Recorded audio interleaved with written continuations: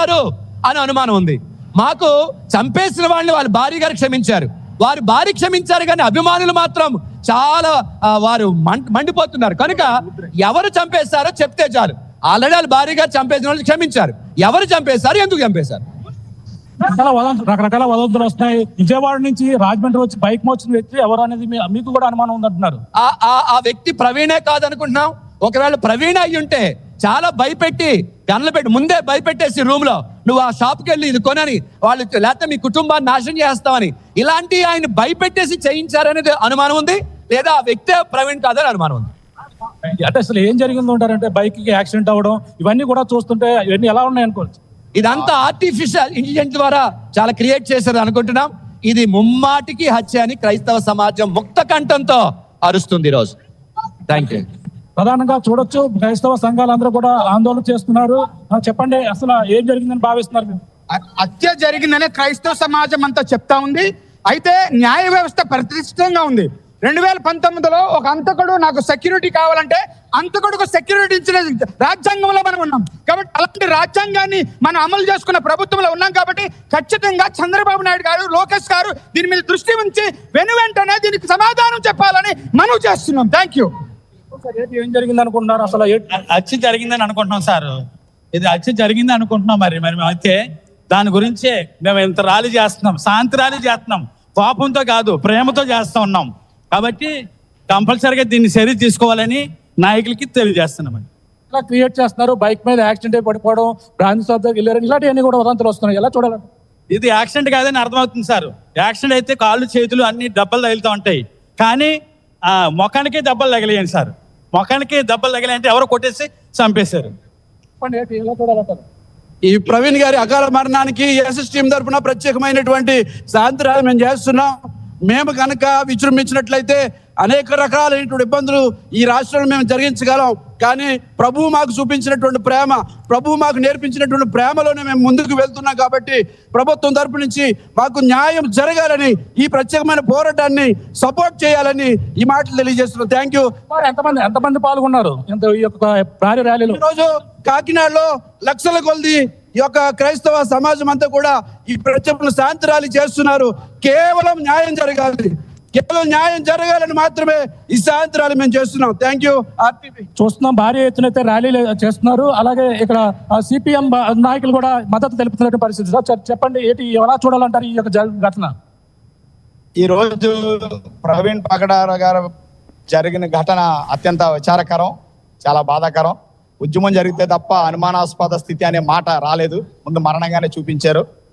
దీనిపైన సమగ్ర విచారణ జరిపించాలని, దోషులను కఠినంగా శిక్షించాలని, ఇటువంటి సంఘటనలు భవిష్యత్తులో జరగకుండా తగిన చర్యలు తీసుకోవాలని సిపిఎం పార్టీ డిమాండ్ చేస్తుంది. కాకినాడలో జరుగుతున్నటువంటి ర్యాలీకి సిపిఎం తరపున సంఘీభావం తెలియజేస్తున్నాం. భారత రాజ్యాంగం అన్ని మతాల పట్ల సమదృష్టి కలిగి ఉన్నది. ప్రభుత్వానికి ఏ మతం లేదు, కానీ ప్రజలు, భారత పౌరులు ఎవరు ఏ మతాన్నైనా ఆచరించవచ్చు, ఏ విశ్వాసాన్నైనా ఆచరించవచ్చు. దానికి సంబంధించి ఇతరులకు ప్రచారం కూడా చేసుకోవచ్చు అని చెప్పి భారత రాజ్యాంగం చెప్పింది. దీన్నే మనం సెక్యులరిజంగా, లౌకికవాదంగా చెప్తున్నాం. కానీ ఈరోజు కొంతమంది ఆ లౌకికవాదం అనే మాటనే వినలేని పరిస్థితి వచ్చింది. ప్రపంచంలో భారతదేశానికి ఉన్న గొప్ప విశిష్టత భిన్నత్వంలో ఏకత్వం. ఈ భిన్నత్వంలో ఏకత్వమే భారతదేశాన్ని ఐక్యంగా నడిపిస్తుంది. అయితే ఇటీవల కాలంలో ప్రపంచవ్యాప్తంగా వచ్చిన ఒక రిపోర్ట్ ప్రకారం మత ఉద్రిక్తతలు ఎక్కువగా ఉన్న దేశాల జాబితాలోకి భారతదేశం కూడా చేరింది. ఇది చాలా బాధాకరం. 1998లో ఒరిస్సాలో గ్రాహం స్టెయిన్స్ అనే ఒక మత బోధకుడిని అత్యంత కిరాతకంగా కొన్ని మతోన్మాద శక్తులు పట్టుబెట్టాయి. ఆనాడు దేశవ్యాప్తంగా పెద్ద నిరసనలు వచ్చినాయి. కాకినాడలో కూడా పెద్ద ఎత్తున శాంతి ర్యాలీలు జరిగినాయి. అలా 27 సంవత్సరాల తర్వాత ఈ రోజు ప్రవీణ్ పగడాల గారి యొక్క మరణం అదే అనుమానానికి తావిస్తున్నది. ప్రభుత్వం క్రియాశీలకంగా వ్యవహరించి సమగ్ర విచారణ వేగవంతం చేసి దోషులు కఠినంగా శిక్షించాలని కోరుతున్నాం. పవన్ కళ్యాణ్ ఏపీ ఉప ముఖ్యమంత్రి గారు సనాతన ధర్మమై పోరాడుతున్నారు. ఈ రెచ్చగొట్టే ధోరణి ఏమైనా కనిపిస్తుంది? అధికారికంగా పదవిలో ఉన్నవారు వారికి నచ్చిన దేవుణ్ణి పూజించుకోవచ్చు, కానీ వారి ధర్మాన్ని ప్రజలందరి ధర్మంగా చెప్పడం అనేది రాజ్యాంగం ప్రకారం సరైనది కాదు. ఉప ముఖ్యమంత్రి గారు మాట్లాడుతున్న మాటలు రాజ్యాంగానికి విరుద్ధంగా ఉన్నాయి. ఆయన భారత పౌరుడిగా రాజ్యాంగం పట్ల ప్రమాణం చేసిన వ్యక్తిగా మాట్లాడాలి తప్ప వ్యక్తిగత విషయాల్ని సమాజం దృష్టికి తీసుకురాకూడదని వారికి సవినయంగా విజ్ఞప్తి చేస్తున్నాం. భారీ ఎత్తున అయితే ఈ యొక్క కాకినాడలో క్రైస్తవ సంఘాలన్నీ కూడా పాల్గొన్నవి. భారీ ఎత్తున ఉవ్వెత్తున జనం ఇక్కడ రోడ్డుపై చేరి ఇక్కడ శాంతియుత ర్యాలీ అయితే చేస్తున్నారు. కాకినాడకు సంబంధించినటువంటి చూడొచ్చు ఈ యొక్క శాంతియుత ర్యాలీలో.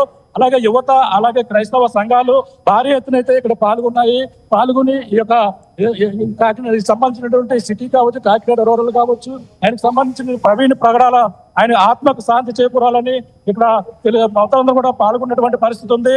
చెప్పండి. ఒక మనిషిని మనిషిగా చూడమన్నందుకు ఈరోజు పగడాల ప్రవీణ్ గారిని పొట్టన పెట్టుకున్నారు. ఆయన చేసిన తప్పేంటి? ఒక మనిషి చనిపోతే ఇంతమంది ఎప్పుడైనా ఎక్కడైనా స్పందించడం జరిగిందా? ప్రతి రాష్ట్రంలో ప్రతి ఊర్లో గుంపులుగా సంఘాలుగా ఎంతో మంది వచ్చి ఆయన మీద అభిమానం చూపిస్తున్నారు. ఆయన ఎందుకు చంపారో ఇప్పటి వరకు ఎవరో చెప్పలేకపోతున్నారు, నిజాలు చెప్పలేకపోతున్నారు. ఎందుకు ఆయన ఏం తప్పు చేశాడని ఇలా చేస్తున్నారు? ఈరోజు క్రైస్తవ్యం ఒక మనిషిని, ఒక ప్రవీణ్ గారిని చంపేస్తే ఆగిపోద్ది అనుకుంటున్నారేమో. అది ఎంత మాత్రం నిజం కాదు. పగడాల ప్రవీణ్ గారిని సాగుతో ఇది ఆగదు. ఇది ఇంకా ముమ్మాటికి పగడాల ప్రవీణ్ గారు లాంటి ఇంకా ఎంతో మంది ఉత్తీర్ణులై ఇంకా ముందుకు తీసుకెళ్తారు. ఈ సువార్త ఇంతటితో ఆగదు. సమాజంలో మనం ఎన్నో యాక్షన్లు చూస్తామండి. యాక్సిడెంట్ జరిగేటప్పుడు అది చేయి మీద వెళ్ళడమో, కాలు మీద వెళ్ళడమో, పుర మీద వెళ్ళడమో జరుగుతుంది. కానీ ఇది అలాగ లేదు. ఖచ్చితంగా ఇది మర్డరేనండి. ఎలాగంటే ఏ చిన్న క్రాచెస్ లేవు. పోనీ మామూలుగా పడినా సరే ఏదో చిన్న దెబ్బ తగిలితే అవి కూడా లేవు. ఇది ముమ్మాటికి హత్యనండి. నేను విశ్వాసంగా నమ్మేది మాత్రం ఖచ్చితంగా హత్యనండి.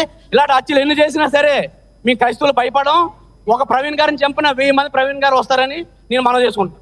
భారీ ఎత్తున అయితే అలాగే యువతంతా పాల్గొన్నారు. ఈ పాల్గొని అలా క్రైస్తవులకి చాలా విరోధంగా ఉన్న మొత్తం అందరినీ మార్చాలని, మాకు న్యాయం జరగాలి. ప్రవీణ్ అనే విషయంలో మాకు న్యాయమే జరగాలి. మా క్రైస్తవులపై జరుగుతున్న దాడులను అరికట్టాలి. మేము ఇంత ప్రయాసపడుతుంటే మా ప్రయాసం ఖచ్చితంగా న్యాయం జరగాలి. మా పోరాటం వ్యర్థంగా పోకూడదని, మేము న్యాయం జరగాలని మా పోరాటం కొనసాగిస్తున్నాం. భారీ ఎత్తున అయితే ఇక్కడ క్రైస్తవ సంఘాలు మొత్తం కూడా పాల్గొన్నాయి. అలాగే న్యాయం జరగాలంటూ ఇది ముమ్మాటికి ఆ హత్య అంటూ మనంతా కూడా చెప్తున్నటువంటి పరిస్థితి ఉంది. దీనిపై పూర్తి విచారణ అయితే చేపట్టాలని భారీ ఎత్తున చూడొచ్చు. ఈ యొక్క కాకినాడలో ఉన్నటువంటి బాణగుడి సెంటర్ నుంచి అలాగే ఇక్కడ కాకినాడ కలెక్టరేట్ వరకు కూడా మనంతా కూడా పాల్గొన్నటువంటి పరిస్థితి కనపడుతుంది. మొత్తం మీద భారీ ఎత్తునైతే ఈ యొక్క ప్రవీణ్ ప్రగడాలకైతే ఈ శాంతియుత ర్యాలీ అయితే చేస్తున్నారు. ఆ యొక్క దీనిపై విచారణ అయితే చేపట్టాలి. పూర్తి స్థాయిలో విచారణ చేపట్టి న్యాయం జరిగే వరకు కూడా పోరాడతామంటూ క్రైస్తవ సంఘాలన్నీ కూడా ఇప్పుడు ఇవి కాకినాడలో మొత్తం రోడ్డెక్కి ఈ రోజు అయితే శాంతియుత ర్యాలీ చేస్తున్నటువంటి పరిస్థితి ప్రధానంగా ఉందని చెప్పాలి.